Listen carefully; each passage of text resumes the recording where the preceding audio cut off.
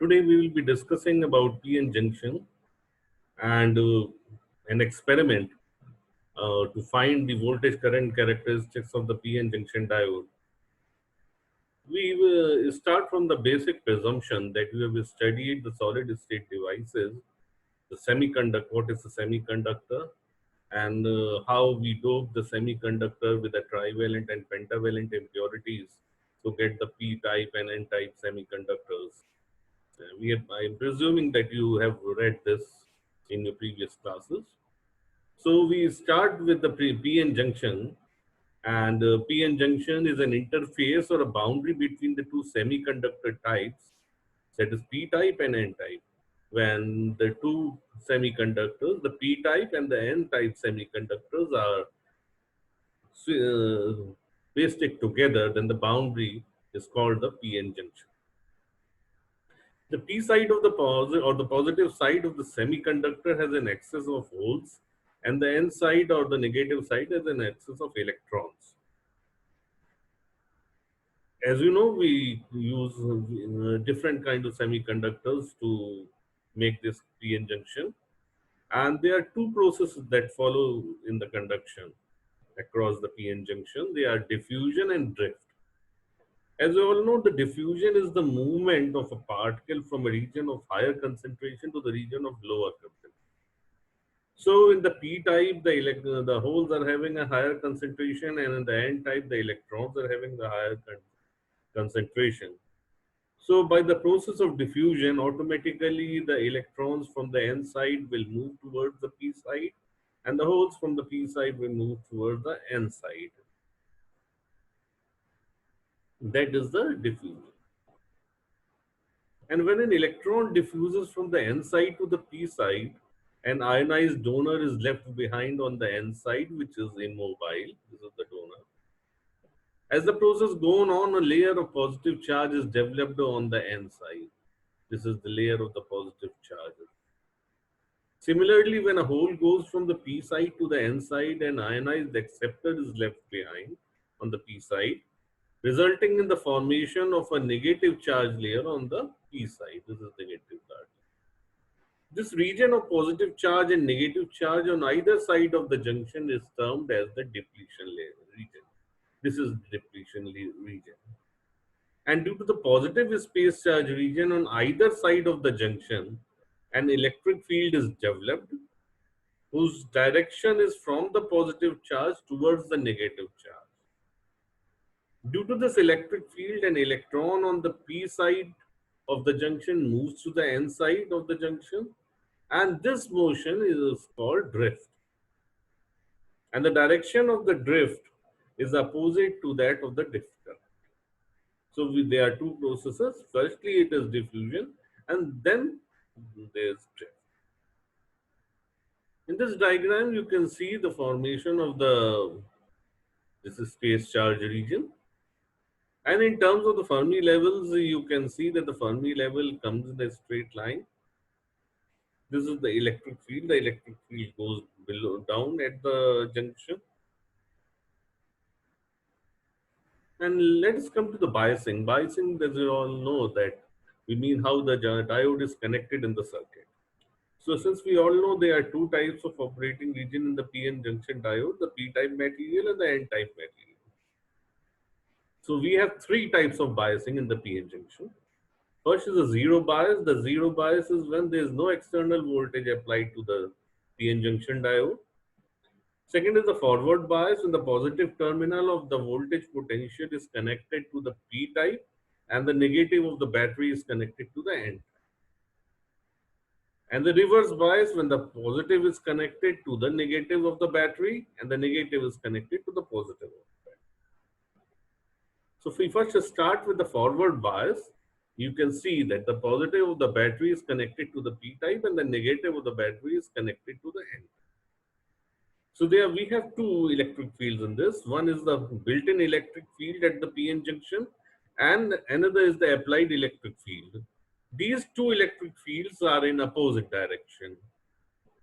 See, the first, the battery induced electric field is in this direction, and the built-in electric field is in this direction.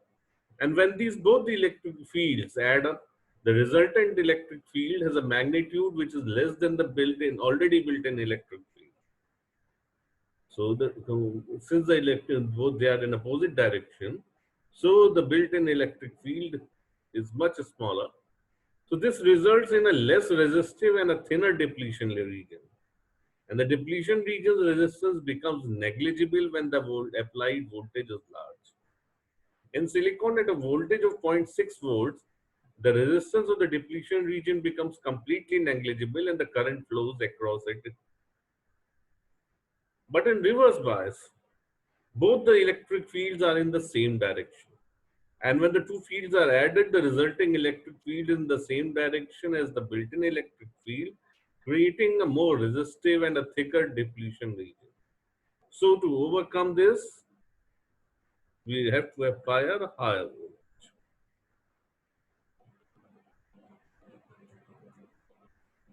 So how does the current flow in the PN junction diode? The flow of the electrons from the N side towards the P side of the junction takes place when there is an increase in the voltage. Similarly, the flow of the holes from the P side towards the N side of the junction takes place when there is increase in the voltage. So in both cases, the flow is taking place when there is increase in the voltage. And this results in the concentration gradient between both sides of the terminal. And because of the formation of the concentration gradient, there will be a flow of charge carriers from the higher concentration region to the lower concentration region, that is diffusion will take place. And the movement of the charge carriers inside the PN junction is the reason behind the current flow in the circuit. So now we consider the three biases.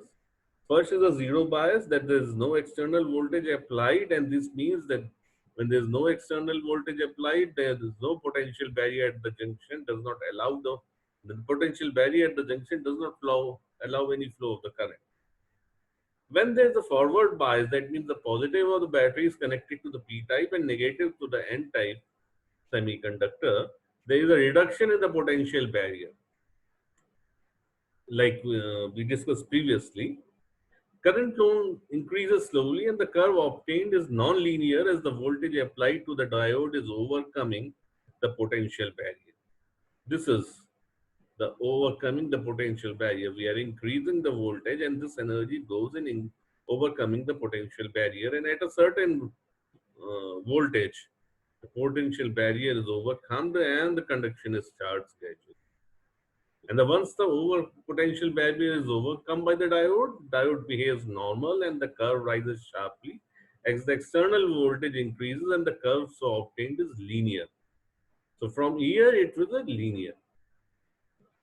In the reverse bias case, the reverse saturation current flows in the beginning as the minority charge carriers are present in the junction. This is the reverse saturation current, this one. When the applied voltage is increased, the minority charges will have increased kinetic energy, which affects the majority charges. And at this stage, the diodes break down. And there are two mechanisms of this breakdown. The one is the avalanche breakdown, and the other is the Zener breakdown. These breakdown mechanisms are not in the purview of this lecture, in the scope of this lecture. Since this lecture is designed for studying the VI characteristics of the diode, and for Zener characteristics, we will have another session. This is the equation that defines the variation of current. This is not related with the present experiment, but questions in Viva can be asked. That is why we have included this equation here.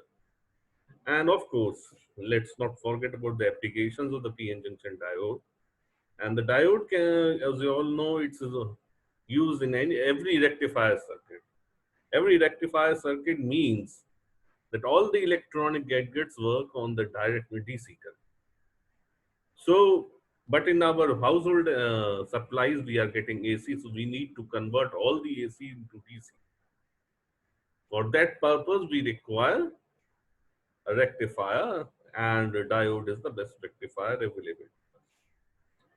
PN junction diode can also be used as photodiode as the diode is sensitive to the light.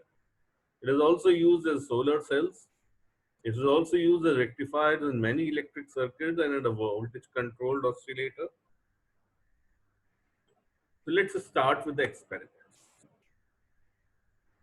The basic purpose is to plot the voltage and current variation of the diode in the forward and reverse bias. Since in zero bias there will be no conduction, so that is not the point of the study. So what is the apparatus that we require? We require a regulated power supply, an ammeter, a voltmeter. Of since for forward and reverse biases we need different kinds of power supply, because in forward bias we need less voltage, so we require a power supply of less voltage region, and accordingly we require a voltmeter of lesser voltage region and a milliammeter. But in reverse bias we have higher voltage, but the current is in microamperes, so we require a microammeter for the reverse bias. So we start with the forward bias. We will connect the circuit in this manner. This is the diode. We will connect the positive of the diode to the positive of the battery and the negative of the diode to the negative of the battery. And in series, a milliammeter, like the diameter is always connected in series, and a variable resistance with it to vary the voltage and current. And a voltmeter is connected in parallel of the power supply to know the variation. This is the diagram for the reverse. Here, the negative end of the battery is connected to the positive end of the diode and the positive to the negative.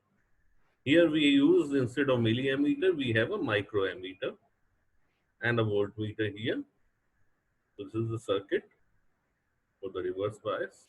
And what we have to do, we have to vary the voltage and note the corresponding current. Here in the forward bias, it will be milliampere, and in the reverse bias, it will be in microampere. Let's introduce you. This is the circuit board. We have the diode here. This is the power supply.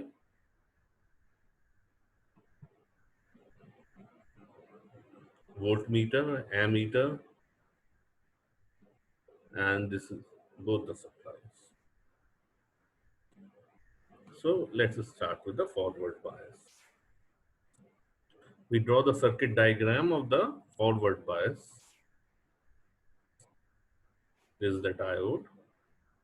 We connect positive to the positive battery of the end of the battery and negative N-type to the ammeter in series and a resistance in series, and we connect the voltmeter in parallel to read the voltage variation.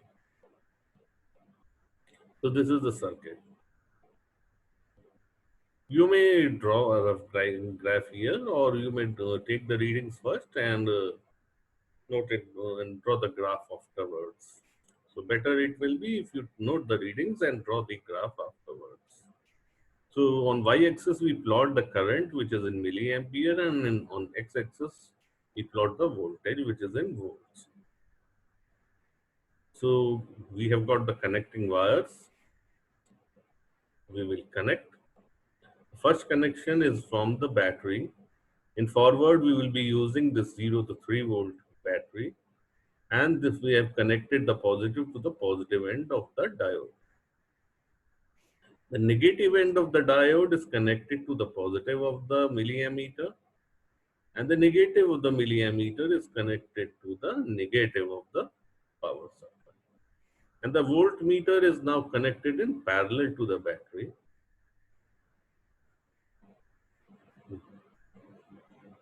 Now the circuit is complete.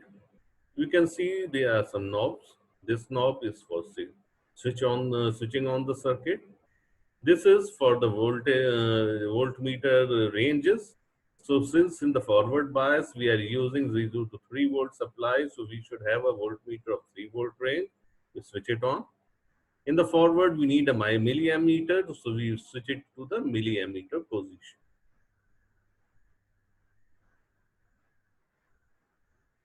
Now we switch on the circuit, but we should have it minimum. Now we switch on the circuit. There is no voltage, no current. Now gradually we will vary this resistance. It will increase the voltage and we will re-note the corresponding current.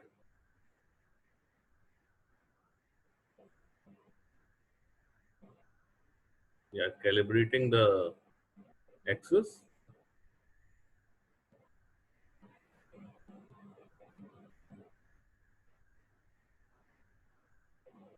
Just see, we are varying the voltage.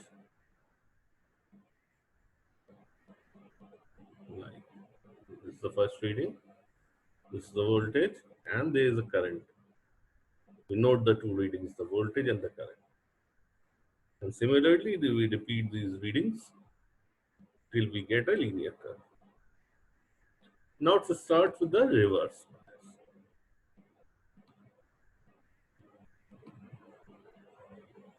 So we have drawn the circuit of the reverse bias. We will connect it, positive of the battery to the negative of the diode. Now we are using a 30 volt battery here. And the positive of the diode to the positive of the microammeter, negative of the microammeter to the negative of the battery, and then voltmeter in parallel to the battery.